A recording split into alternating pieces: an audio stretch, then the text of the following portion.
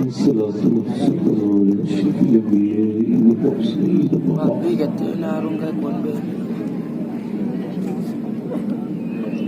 أعوذ بالله من الشيطان الرجيم بسم الله الرحمن الرحيم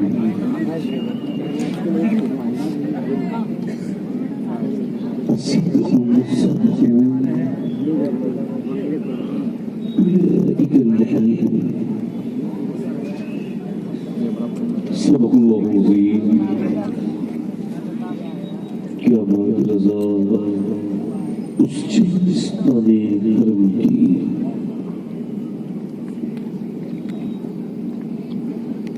سارا ہے گلی جس میں حسین اور حسن تیری سرکار میں لاتا ہے رضا اس کو شفیع تیری سرکار میں لاتا ہے رضا اس کو شفیع جو میرا غوث ہے اور لاڈلا بیٹا تیرا آئیے محبت کے ساتھ بارگاہ رسالت میں درود پاک کا نظر عقیدت پیش کریں پورا مجمع دل سے پڑھے در اللہم صلی علی سیدنا حبیبنا نبینا مولانا محمد المادر الجود والکرم وآلہ وبارک وسلم صلی اللہ علیہ وسلم والسلام علیکم یا سیدی رسول اللہ صلی اللہ علیہ وسلم بعد درود لائق تعظیم تقدیم ممبر شریف پر تشریف فرما میرے امامی کی زینت و رونق معزز علماء اہل سنت معزز حفاظ قراء شعراء سامعین و سامعات السلام علیکم ورحمۃ اللہ تعالی وبرکاتہ وعلیکم السلام ورحمۃ اللہ تعالی وبرکاتہ خیریت سے ہیں آپ خیریت سے ہیں الحمدللہ یہ مزاج بنا لیں پھر ابھی آگے کی تقریر کی ضرورت نہیں پڑے گی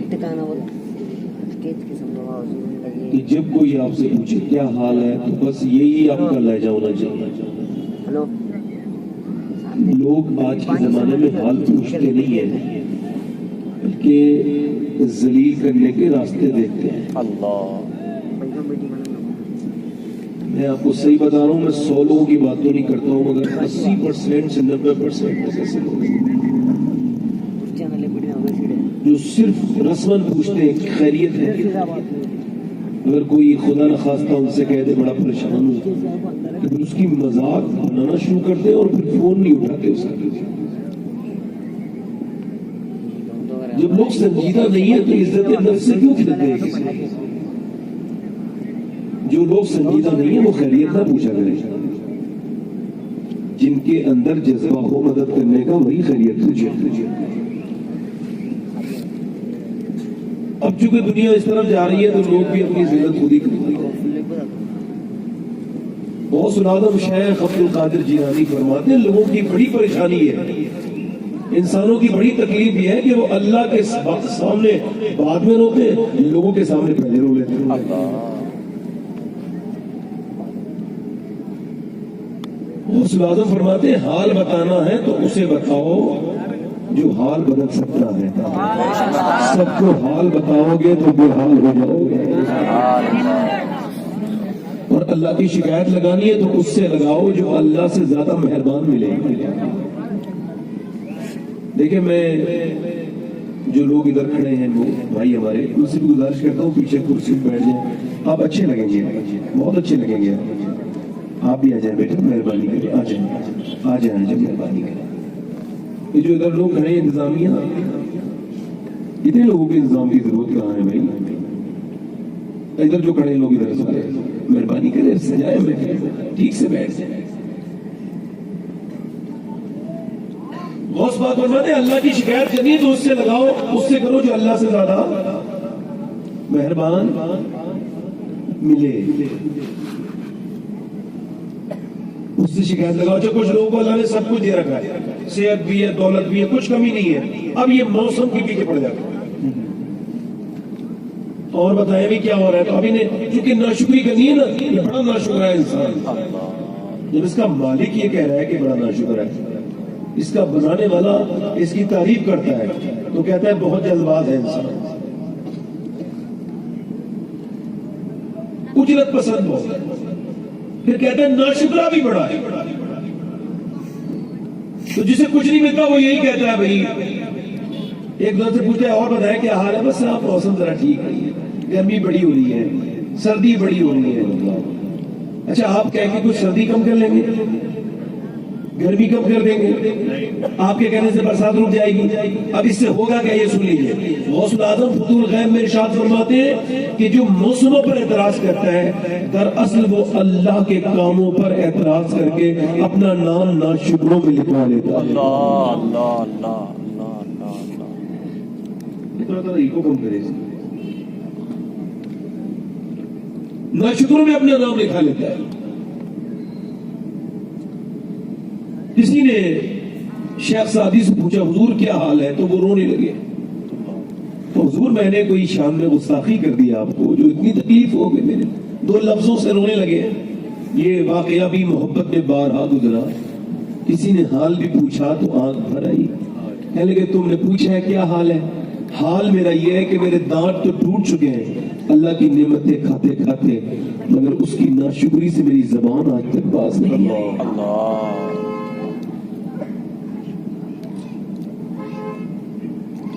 مولا علی کی ملاقات ہوئی اویس قرنی سے. پہلی ملاقات ہے, فرسٹ میٹنگ ہے. حضرت عمر فاروق اعظم اور حضرت علی دونوں اس سے ملے عرفات کے میدان میں. پہلی ملاقات ہے اور حکم رسول ہے کہ ان دونوں سے دعا جاؤ, جا کے اس سے دعا کروانا اویس قرنی سے. اب چونکہ انسان جب بولتا ہے, غوث الاعظم فرماتے ہیں جب آدمی منہ کھولتا ہے تو پتہ چلتا ہے اس کے اندر کیا کیا ہے. تو اب جب ان کا منہ کھلنا ہے, پیچھے جا کے مولا علی بیٹھ گئے. یہ نماز پڑھ رہے تھے, حضرت عمر پیچھے بیٹھ گئے.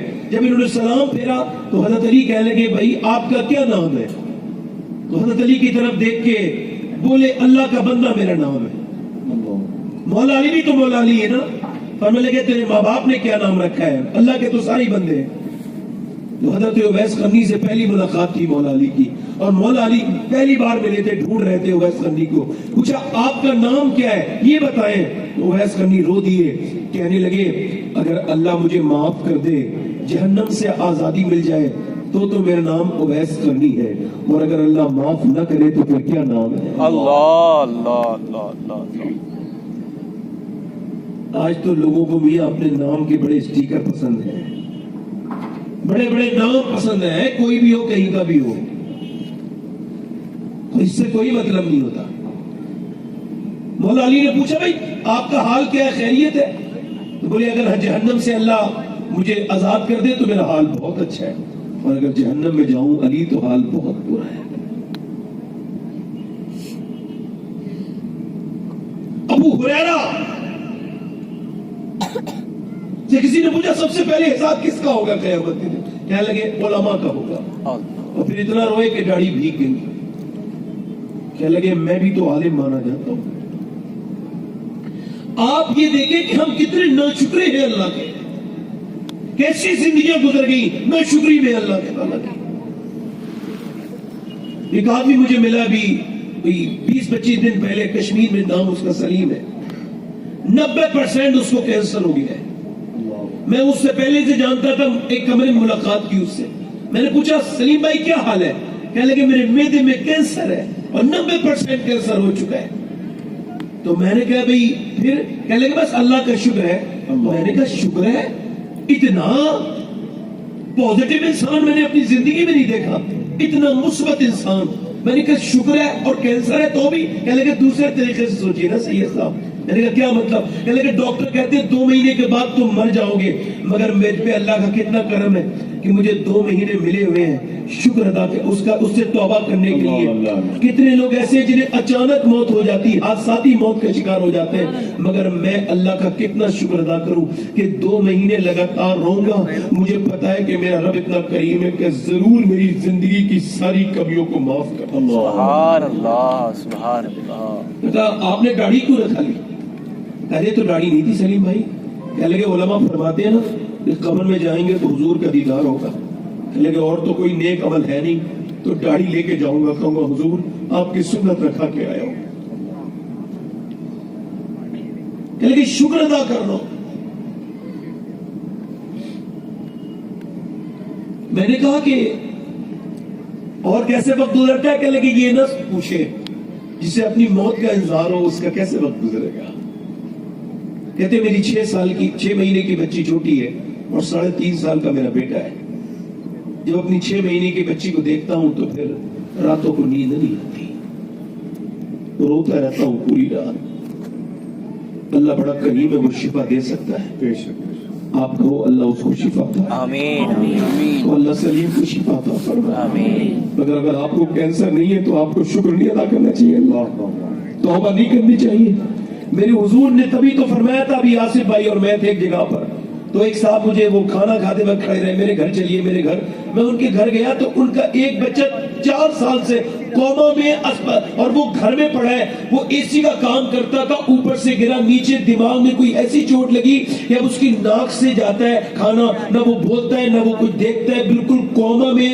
میں نے اس کے گھر مجھے لے کے گیا, ایک ہی کمرہ غریب آدمی کا, اسی میں ایک لمبا سا لڑکا پڑا ہے جو زندہ لاش ہے. اس کی ماں اسے دیکھ دیکھ کے روتی ہے, اس کی بیوی اسے چھوڑ کے چلی گئی, اس کا باپ سبزی بیچتا ہے. لگا میرا بیٹا کمانا شروع ہوا تھا تو گر گیا. سید صاحب باپ بوڑھا ہے, روتا ہے بیٹے کو دیکھ دیکھ. تبھی تو میرے حضور نے فرمایا تھا جس کے پاس ایک وقت کا کھانا ہے اور جس سے اللہ نے صحت دی ہے تو دنیا کا مالدار انسان ہے, اسے شکر ادا کرنا چاہیے. تو پہلا درس کیا ہے آج کے بعد؟ ناشکری کبھی نہیں کرنی. تو بولو انشاءاللہ نہیں کرنی. کیا کہنا ہے؟ ہر حال میں اللہ کا شکر ادا کرنا. ابھی آپ تھوڑی دیر کے بعد دیکھیں گے اسی ممبر پر والد سے جبہ مولائے کائنات سبحان اللہ. اور ہم سب کی ماشاءاللہ سرپرست اور محترم پیر طریقت رہبر راہ شریعت وارث جبہ مولا علی حضرت سید گلزار اسماعیل واسطی المعروف گلزار ملت تشریف فرما, اور بھی علماء یہاں تشریف رکھتے ہیں. میں نے تقریر تو کرنی ہے ہی, آپ ذرا ٹھیک سے بیٹھ بھی گئے اور ماحول بھی بن گئے. ہمارے یہ شاعر اسلام دلکش ناچوی صاحب جو کہ بڑے پرانے ہیں اور اب بھی نئے ہیں, غالب کی طرح بہت اچھے ماشاءاللہ شاعر ہیں, تو یہ بھی ماشاءاللہ بہت اچھے شاعر ہیں. اور بھی حضرات تشریف رکھتے ہیں. لیکن چونکہ ابھی ماحول تھوڑا سا ٹھیک کریٹ ہو رہا ہے تو میں اپنی تقریر شروع کروں اس سے پہلے 2-3 شعر پڑھنا چاہتا تھا, اجازت ہے؟ چونکہ یہاں ناز شریف پڑھنے میں بڑا لطف ہے, چونکہ خلوص ہے, اس کے علاوہ کچھ ہے نہیں. خلوص کے علاوہ کوئی دوسری چیز ہے ہی نہیں. پڑھ دوں 2-3 شعر؟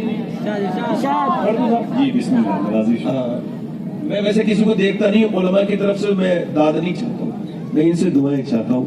داد مجھے آپ سے بھی نہیں چاہیے, جس کی نعت پڑھ رہا ہوں بس وہ راضی ہو جائے حضور. سبحان اللہ. پڑھ دوں 2-3 شعر؟ دونوں ہاتھ اٹھا کے لبیک یا رسول اللہ.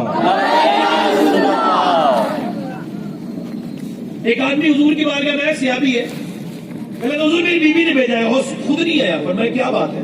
روزۃ المجالس میں کچھ لوگ بڑا پریشان ہو جاتے ہیں, یار نئی بات کون سی ہے, بڑا کرو رہے. اب ایسے ہی بتا دیا, اب لوگ جب زیادہ اعتراض کرتے ہیں تو خالی کتاب کا نام بتاؤ تو حصے کئی ہے نا, توجہ ہے کہ نہیں بھائی؟ ہاں توجہ ہے. تو وہ حضور کی بارگاہ میں آیا, کہہ لے کہ حضور میری بیوی نے بھیجا ہے, میں خود نہیں ہے. حضور نے فرمایا کیا بات ہے؟ کہہ لے کہ حضور میرے آقا کریم, میرا بچہ یہ میرا بیٹا ہے. میرے حضور جب یہ ہمارے یہاں نہیں تھا, میری بیوی جب بے اولاد تھے ہم, تو میری بیوی روتی تھی, اسے پھوپھی تائی کہنے والے تھے مگر ماں کہنے والا کوئی نہیں تھا، مجھے بھی کوئی باپ کہنے والا نہیں تھا، مگر جیسے ہی حمل کی صورت میں یہ بچہ پیٹ میں آیا میری بیوی نے پوری رات اللہ کا شکر ادا کیا، اے اللہ تیرا شکر ہے جو تو نے مجھے اولاد کی نعمت کی خوشخبری سنائی، خوشخبری تو نے مجھے عطا کی۔ کہتے حضور میرے آقا میری بیوی پورے حمل کے دور میں نمازیں پڑھتی رہی، شکر ادا کرتی رہی، بچہ جب پیدا ہوا پورے خاندان میں خوشی ہوئی، مجھے بھی بڑی خوشی ہوئی، مگر جب بچہ بڑا ہوا ہے تو دونوں میاں بیوی روتے ہیں، بچہ کہاں کی کیوں کرتا ہے، بولتا نہیں، گونگا ہے۔ حضور میری بیوی نے کہا اللہ کے رسول سے کہہ دے بس ایک بار میرا بچہ مجھے ماں کہہ دے، چاہے اس کے بعد بولے یا نہ بولے، یا حضور میں بھی حضور یہ چاہتا ہوں یا رسول اللہ کہ مجھے ایک بار باپ کہہ دے۔ میرے نبی نے فرمایا لاؤ بچے کو لے کے آؤ، میرے آقا کریم نے فرمایا میرے قریب لاؤ، میرے قریب سے کر قطرہ کسی نے مانگا دریا بہا دیے ہیں، گربے بہا دیے ہیں، فرمایا روتے کیوں ہو یہاں لاؤ۔ سرکار نے اس بچے سے فرمایا بتا میں کون ہوں، تو جو اپنے باپ کو دیکھ کے نہ بولا وہ رسول پاک کو دیکھ کے بولا آپ اللہ کے رسول ہیں۔ سبحان اللہ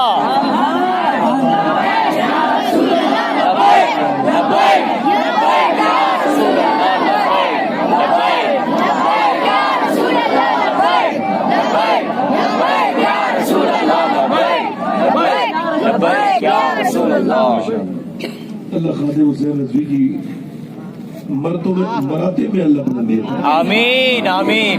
ایک آدمی خلوص سے ایک نعرہ کتنی بھی دور لگاتا ہے وہ سارے عاشقوں کے دلوں کی دھڑکن بن جاتا ہے چونکہ اسے اللہ چاہتا ہے۔ سبحان اللہ۔ یہ تاج الشریعہ والا لفظ جو دل میں اترا ہے نا یہ انسان کا اتارا نہیں ہے، پروردگار کا اتارا ہے۔ سبحان اللہ۔ تاج الشریعہ تاج الشریعہ علم کا دریا فیض کا دریا تاج الشریعہ تاج الشریعہ۔ ماضی قریب میں تاج والے لقب بڑے بنائے لوگوں نے، مگر افسوس یہ کہ ان کے بچے بھی نہیں جانتے کہ یہ ہمارے باپ کا لقب ہے، مگر جسے اللہ چاہے اسے رکھے۔ سبحان اللہ۔ لوگ سمجھتے ہیں مقبولیت بلڈنگ لگانے سے ہو جاتی ہے، یار عجیب لوگوں کی ذہنیت ہے، مقبولیت اللہ کی طرف سے ہوتی ہے، یہ سوچے ہے نا، اور اسی کی ہوتی ہے جو نہیں چاہتا ہے، جو چاہتا ہے اس کی ہم نے ذلت ہوتی دیکھی ہے۔ پڑھتا ہوں 2-3 شعر بھائی ذرا دونوں ہاتھ اٹھا کے بولو لبیک یا رسول اللہ، بس ایک ہی بار کہا دو۔ کیا بتاؤں کہ کیا مدینہ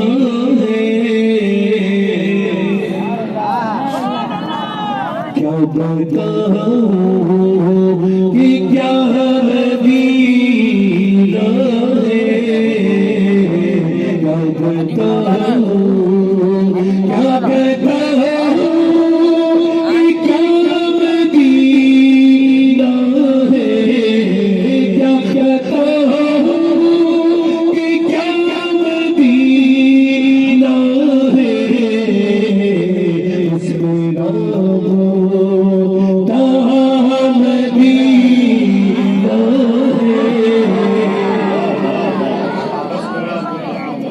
بس میرا مدینہ ہے، کیا بتاؤں دنیا والی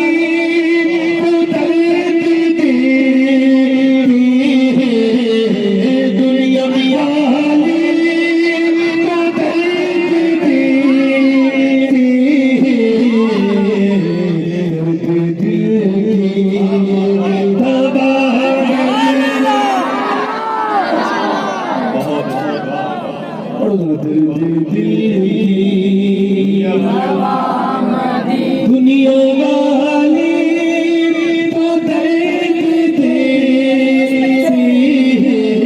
تو درد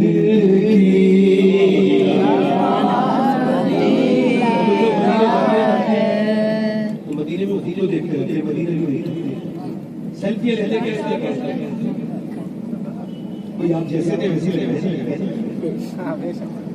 کچھ لوگ کہتے ہیں مدینے سے بلاوا آئے گا تو حکم کریں گے، مدینے سے بلاوا آئے گا تو مدینے جائیں گے، مدینے سے بلاوا نہیں آیا کچہری سے خوب بلاوا آ رہا ہے، پلاٹ خوب لکھے جا رہے ہیں، زمینیں خوب خریدی جا رہی ہیں، مدینے والے کا بلاوا نہیں آیا، یہ جو دولت اللہ نے دی تھی یہ مدینے والے کا بلاوا ہی تو تھا. سبحان اللہ سبحان اگر مدینہ نہ ہو تو دولت کا کیا فائدہ ہے؟